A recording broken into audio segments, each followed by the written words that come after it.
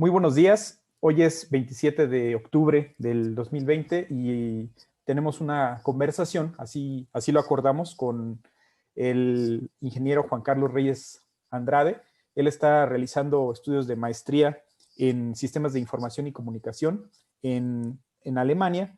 Y bueno, pues entre sus áreas de enfoque, ya nos platicará un poco más él, pero bueno, está el estudio de protocolos de comunicación industrial en tiempo real y software para sistemas embebidos, ¿no? Esta conversación, así lo acordamos, va a girar en torno a la industria 4.0, al Internet de las cosas industrial. Entonces, bueno, pues, pues bienvenido, Juan Carlos, para los amigos del GROM, a esta conversación. Y bueno, yo comenzaría pidiéndote que te introduzcas un poco y que nos platiques un poco de qué se trata esto de la industria 4.0, que yo creo que muchos hemos escuchado de ello, pero tal vez no todos tenemos la visión completa de lo que es. Y bueno, ¿cuál es el objetivo también, ¿no? de esta industria? Buenos días. Gracias, César, por la invitación. Definitivamente, muchas gracias. Ya diste un poco de la información de pues, qué estoy haciendo yo ahorita. Y sí, preparé una presentación. Solamente nos va a ayudar como para empezar a ver dónde estamos, qué es lo que está sucediendo. Y la verdad es que también va a ser una manera, bueno, voy a tratar de como que decirlo todo esto de una manera un poquito más relajada. Yo creo que también ayuda, no solamente a mí, pero también ayuda a poder llegar a las personas a las que creo que también es más importante llegar. Eh, Algo que sí me agrada mucho de este proyecto, que ahorita fui invitado, el Red de Estudios Disidentes, es que creo que sí podemos llegar a personas que no solamente ya son egresados con nosotros, sino también personas que si bien pueden ellos ya ser expertos en el área, a lo mejor por la formación en la que están, puede que realmente solamente estén enfocados a la implementación o la integración de planes o políticas que ya son internas dentro de una empresa, ¿no? Pero también algo que yo quiero como tener en mira es toda la gente, si es que podemos llegar a la gente que todavía está estudiando, la gente que, como nosotros, cuando estábamos en nuestra universidad, pues al principio uno tiene como que ideas de qué es lo que quiere hacer, qué es lo que está pasando en el mundo, pero la verdad es que todavía hace falta mucho como para salir, ¿no?, del cascarón. Y bueno, tú sabrás, tú también podrás después compartir un poco de eso, me gustaría también escuchar de eso. De las experiencias una vez que que salimos de la universidad. En mi caso, egresado del 2015-2016, 2 años trabajando en la industria en Irapuato, como ingeniero en automatización industrial, y posteriormente vine yo aquí a Alemania para empezar mis estudios de maestría, conjuntamente trabajando como estudiante en una empresa que también se dedicaba a la automatización industrial. Entonces, aunque soy de formación mecatrónica, me he empezado a especializar en lo que es el campo del computer science y de las redes, que es definitivamente una parte primordial, ¿no?, en todo esto. Entonces voy a compartir pantalla. Bien. La presentación se llama ¿Sería la industria 4.0 una revolución industrial forzada en México? La idea de esta presentación, antes de que sea tan profunda, es realmente como de iniciar como una discusión. Como lo había dicho antes, y podemos esto compartirlo con personas que apenas están estudiando, que están como que escuchando los términos que están por todos lados, así como el Big Data, como el Internet de las Cosas y todo eso, pues obviamente ya han escuchado de la industria 4.0.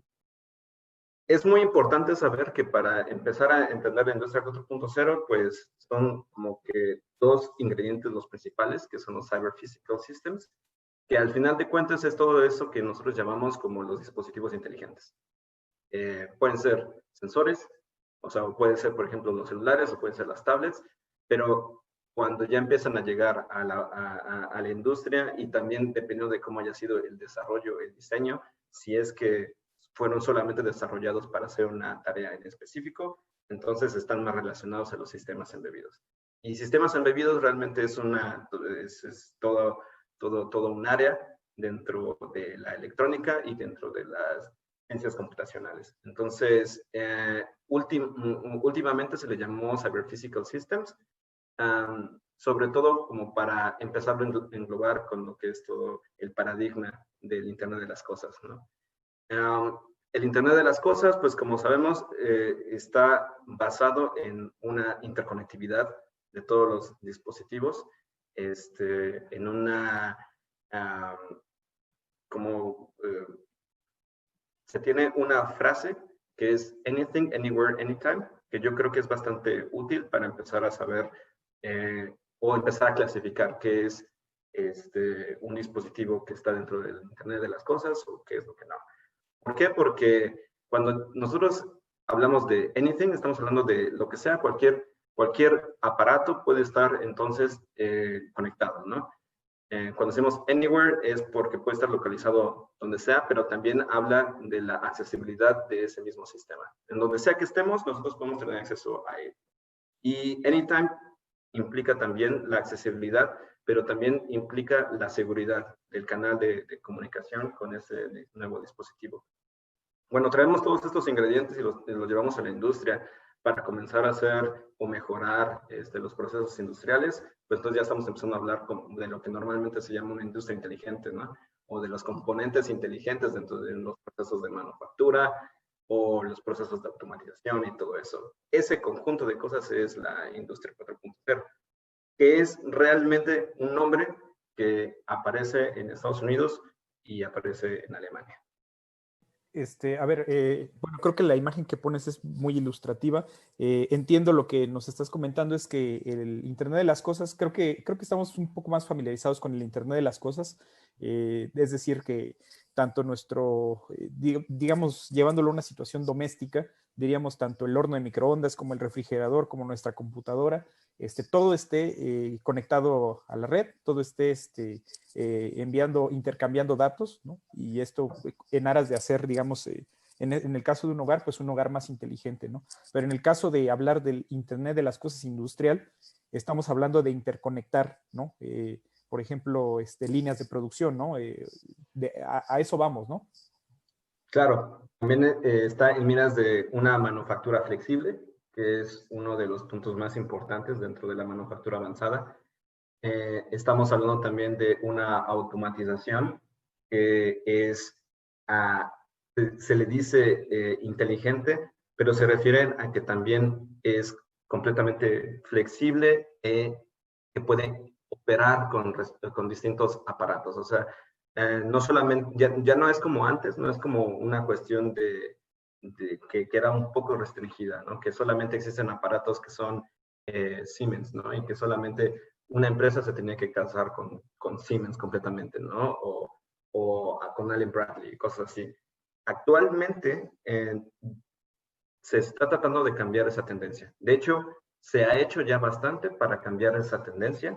¿Y por qué está relacionado con la industria 4.0? Es porque la industria 4.0 ya va más allá de solamente tener a los aparatos, como mencionas, a un nivel doméstico, a un nivel personal, o sea, de los wearables que tú estás utilizando cada día, un smartwatch o no sé, o cualquier dispositivo que actualmente está conectado por todos lados. En la industria también ya existe ya o se está trabajando en mejorar los protocolos de información de tal manera que puedan ser completamente confiables, seguros, pero lo más importante es que empiezan a crear una plataforma de interoperabilidad. Es decir, cada uno de los dispositivos tiene que cumplir ciertas reglas, no importa de qué tipo de empresas los haya diseñado, sino tienen que ser compatibles, porque los problemas que hubo en los 80s y en los 90s con las primeras olas de la digitalización en la industria es que había muchos problemas de incompatibilidad. Y lo más curioso es que esos problemas de los 80s y de los 90s realmente todavía está presente en pleno 2010, 2020. Yo recuerdo, o sea, completamente cuando estaba en Irapuato y estaba trabajando, no solamente estuve trabajando en un solo lugar, pero también tuve la oportunidad de visitar a proveedores. Y los proveedores completamente eran integradores de líneas de producción. Siempre era el problema que existían proveedores que manejaban solamente una marca, ¿no? Entonces, eso es una herencia que viene totalmente de, pues, esta estrategia de mercado en donde solamente era una empresa que quería como tener el control de todo. Bueno, vaya, las empresas compiten, ¿no? Para tener su propia tecnología que es privativa y entonces pueden generar mucho más income dependiendo si ellos son los que tienen más presencia en el mercado, ¿no? Entonces, eso es insostenible actualmente. Y por ello, ahora se está optando por la interoperabilidad de todos los dispositivos, pero estandarizada. Eso es lo que marca la pauta también en la industria 4.0 y lo único que lo puede habilitar para que la industria funcione. Porque si no, cada quien puede llegar con un aparato y pues lo trataría de conectar y eso es en principio inseguro. Entonces se tiene que cumplir con todas otras características. Un concepto que a mí me llamó mucho la atención, como sabemos, Alemania tiene mucha influencia en lo que es toda la industria 4.0. ¿No? Obviamente no solamente Alemania, tenemos jugadores bastante grandes como es Estados Unidos, como es Japón, Corea. Es interesante ver cómo uno de los jugadores más importantes actualmente es China, y empieza a relacionar eso como que con otras ideas, ¿no? Que últimamente andamos escuchando, problemas que existen entre Estados Unidos y China, y la verdad es que todo está relacionado. O sea, al final empezamos a darnos cuenta que existe como que una guerra comercial que ya se escucha, por ejemplo, del 5G, ya se escuchaba desde hace unos 2 años, más o menos, y pues la verdad es que no es aislado y la industria 4.0 tampoco está aislada. ¿Con quién está jugando México? Creo que sería también algo muy, muy interesante de ver. Definitivamente juega con Estados Unidos. Oye, y bueno, tal como pintaste el panorama, se me figura una especie de carrera armamentista por alcanzar este nivel de la industria, ¿no? Este tipo de implementación de tecnología. Ahora la pregunta es, o sea, es decir, Alemania tiene su visión, ¿no? Estados Unidos tiene su visión, Japón tiene su visión, China tiene su visión, y bueno, es algo que actualmente está en desarrollo, ¿no? Ahora, ¿para qué? O sea, ¿qué es lo que se busca con este desarrollo, ¿no? Realmente, ¿cuáles serían digamos, los objetivos concretos, ¿no? Es decir, queremos eficientar la producción, queremos producir más, queremos menos desechos, ¿qué es lo que buscamos, ¿no? Yo creo que no podemos ser muy obtusos y decir que el principal beneficio que trae la industrialización 4.0 es definitivamente la mejora de la eficiencia, ¿no? O sea, tiene una cuestión en donde definitivamente las empresas, en teoría, están invirtiendo en toda esta tecnología para poder mejorar sus procesos, optimizarlos, tener una mejor eficiencia que va a llevar como consecuencia a mayores ganancias. Mayores ganancias, menos gastos. O sea, al final de cuentas, eso es lo que se está viendo. ¿Por qué? Porque desde hace mucho tiempo, pues la tecnología siempre ha permitido eficientar lo que es el trabajo, pues, de las personas que están ahí, ¿no? Actualmente la tecnología se está haciendo tan accesible hasta cierto punto, sobre todo porque ya no solamente viene de un país, ahora ya como lo mencionaste en esa analogía, de todas maneras ya existe tecnología que está siendo creada en países que pues antes solamente era en Alemania, ¿no? Por ejemplo, o en Estados Unidos. Y entonces, entre ellos, pues más o menos iban a la par, ¿no? Pero en el momento en el que entra China como un jugador principal que de hecho encabeza varias de las listas, en donde son, por ejemplo, en la manufactura, o sea, en toda el área y el mercado de la manufactura, de la mecánica y de la eléctrica, están entre o el primero o el tercer lugar. O sea, y hay varios indicadores en donde los ponen por arriba, por ejemplo, de Alemania. Entonces, en el momento en el que empieza a haber como que una competición realmente más directa, entonces de repente empieza la tecnología a aparecer como análogos, porque ahora ya no es tanto como antes de que, pues en Alemania se hace esta tecnología y solamente confían los alemanes. No, realmente también ya en China hay tecnología de calidad. Y entonces hay, por ejemplo, robots de calidad. Y si bien no tienen a lo mejor esta, ¿cómo se podría decir?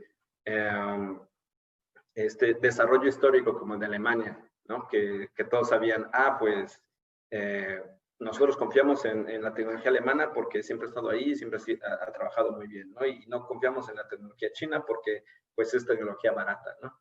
Cuando entran a competir en niveles similares, entonces ya tienes también robots de calidad, ¿no? Y también tienes PLCs de calidad, y también tienes sensores de calidad, y te das cuenta también que los procesos, por ejemplo, de manufactura, no sé, tú tienes unos moldes y los quieres, tienes la opción de mandarlos a hacer en Alemania, o mandarlos a hacer en Estados Unidos, o mandarlos a hacer en China, y te das cuenta que de todas maneras en China ya pueden hacerlo eso, y ya te pueden incluso decir, ¿sabes qué? Es de calidad. O sea, ahora sí ya vale la pena también ir y pagar allá y te lo traen, ¿no? Entonces, existe toda esta movilidad, ¿no? Definitivamente yo creo que cuando tienes todos estos jugadores ahí, empieza como una competencia. La competencia va a llevar a que ellos estén avanzando y avanzando. Pero hay un punto en el cual ellos necesitan el apoyo de otros lugares en donde existe el recurso humano para trabajar, ¿no? Y en donde también por las condiciones sociales y económicas es más barato, ¿no? Llevar tus empresas. Eso ya ha pasado con el tiempo. O sea, no es para nada sorpresa que, por ejemplo, en Alemania no están las plantas de ensamble o de manufactura, o sea, principalmente, realmente las mueven a Europa del Este, ¿no? Es curioso saber, por ejemplo, que en Hungría hay una planta de Audi que es del tamaño, o sea, prácticamente de un tercio de una ciudad, ¿no? Que se llama Győr, si no me equivoco. Y eso es algo que ya pasó, por ejemplo, en México también, ¿no? O sea, con la planta de Audi en Puebla, y hay cositas políticas también por ahí, ¿no? Entonces, el hecho de estar moviendo todas sus plantas y después decir, ok, nosotros alemanes o nosotros los japoneses o nosotros estadounidenses tenemos nuestras empresas regadas por todos lados, pero como estamos en una competencia tecnológica y tenemos en una competencia para eficientar también toda la producción, pues necesitamos poner esas condiciones, ¿no? Necesitamos poner necesitamos preparar a la gente que está en los otros lados para que beneficien pues las empresas que ya fuimos a dejar allá, ¿no? Y que de todas maneras conviene económicamente tenerlas allá, ¿no? No por nada se empieza a ver como que otro de los principales objetivos de toda esta industrialización es que la industrialización sea global, que no se quede solamente en Alemania o en China, sino que se vaya también a otros países, pero ¿cómo? Con una agenda que obviamente tiene que pues apoyar o mantener a lo mejor en la parte más desarrollada a los países que están liderando este movimiento industrial, ¿no? Y entonces ya nos sorprende cuando tú empiezas a ver, ok, ¿cuáles son las empresas que están empezando a meter más toda esta tecnología, todos estos cyber physical systems y toda esta flexibilidad? ¿Y quiénes son los que tienen en la punta todo esto? Pues son las empresas internacionales que están, por ejemplo, pues en México, ¿no? O en Brasil, ¿no? O a lo mejor en Sudáfrica, ¿no? Y ellos están, o sea, tratan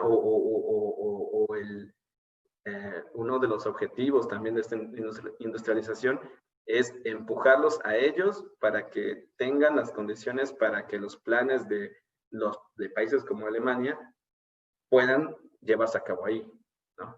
Y para eso necesitan también una influencia política ahí, ¿no?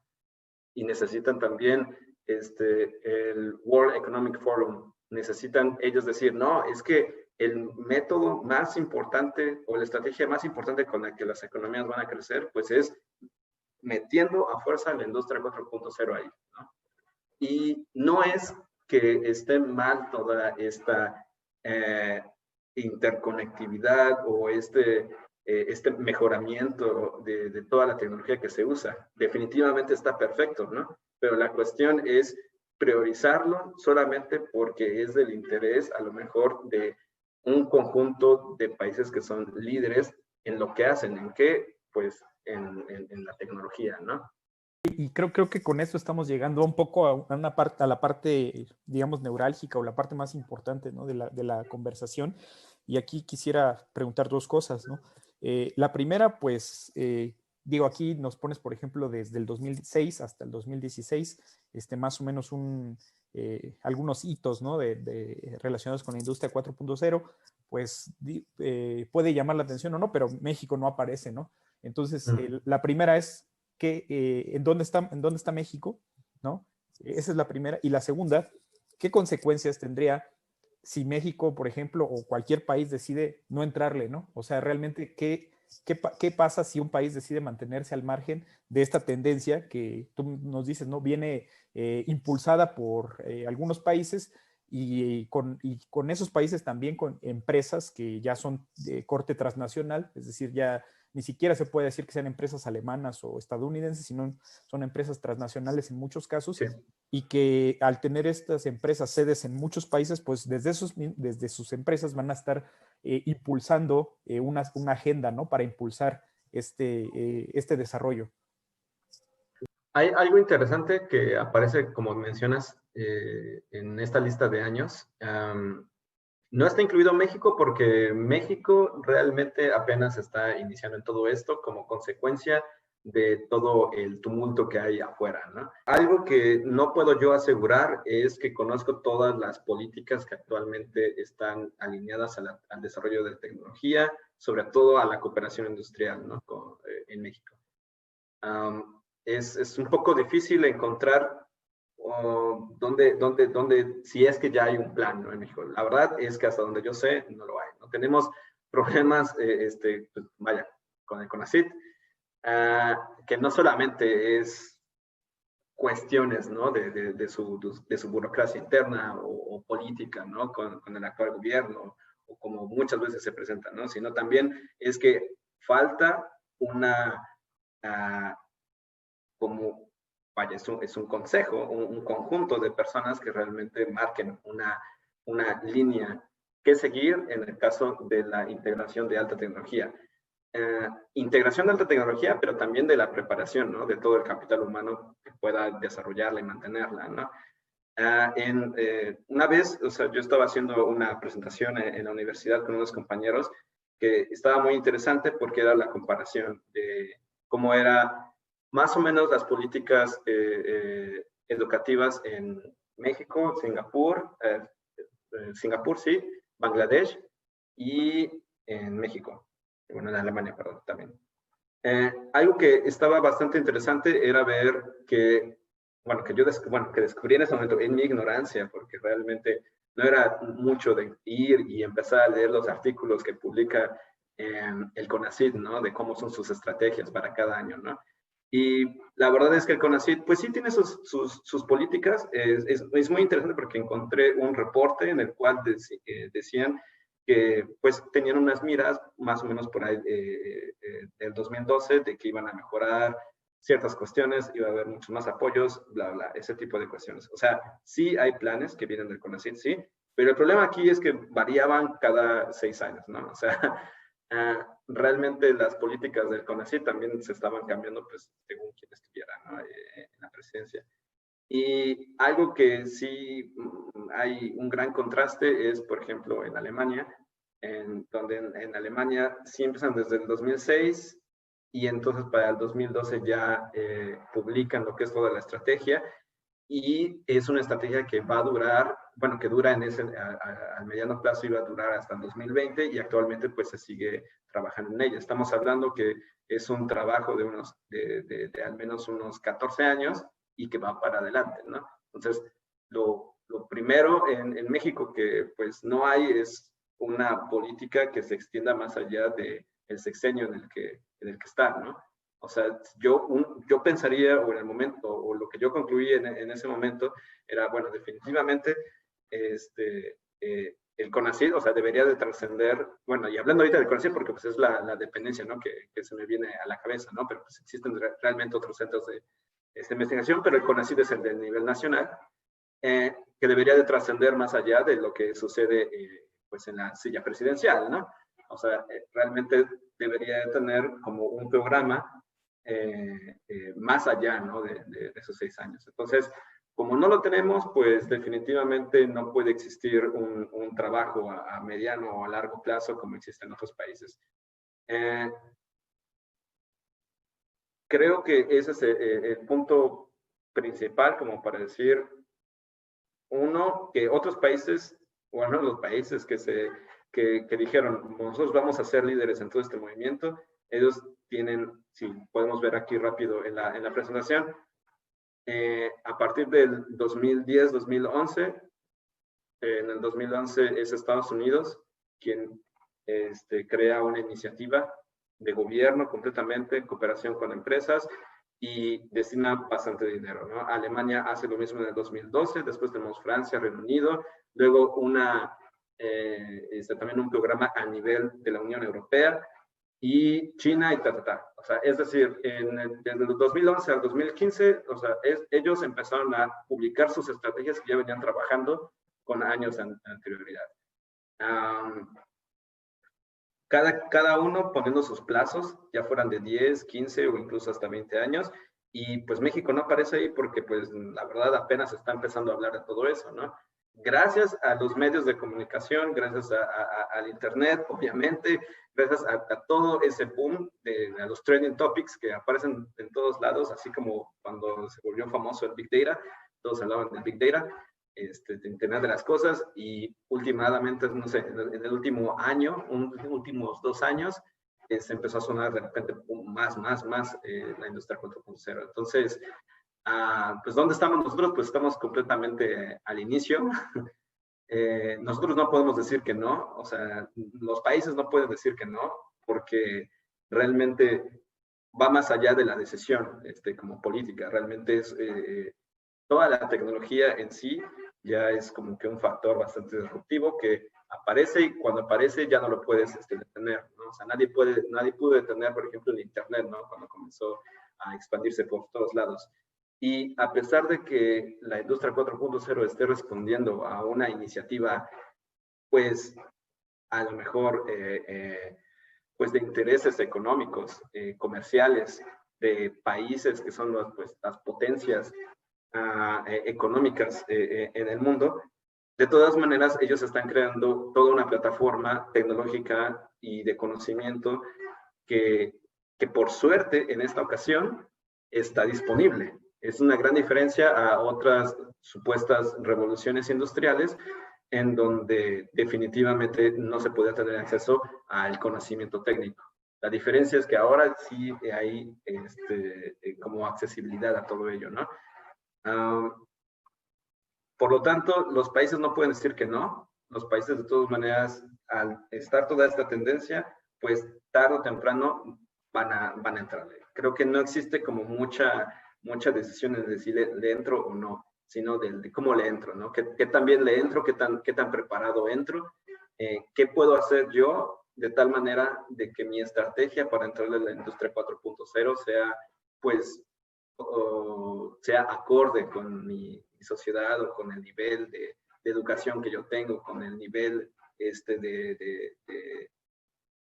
con el nivel social, ¿no?